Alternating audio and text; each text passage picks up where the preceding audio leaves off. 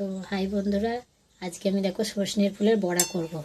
তাই দেখো সজনের ফুলটাকে বেছে ভালো করে ধুয়ে রেখেছি। তো এর মধ্যে দেখো আমি একটু আলু ঘষে দিলাম।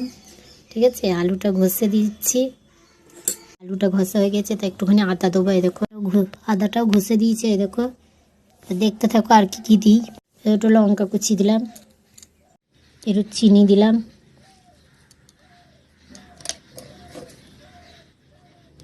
নুন দিলাম।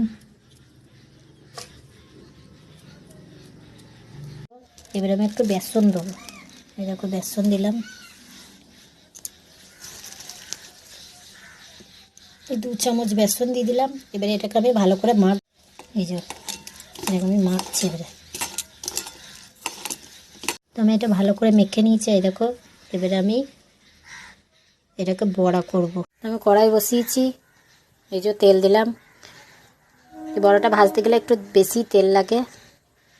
এই যে তেলটা দিলাম, এবারে দেখতে থাকো। তো এই দেখো তেল হয়ে গেছে। এই দেখো আমি দিয়ে দিলাম।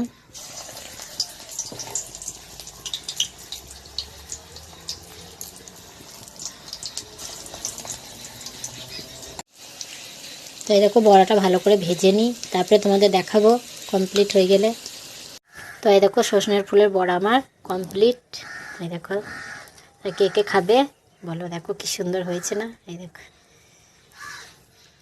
দেখছো? আর ভিডিওটা ভালো লাগলেই অবশ্যই লাইক, কমেন্ট, শেয়ার করে দেবে।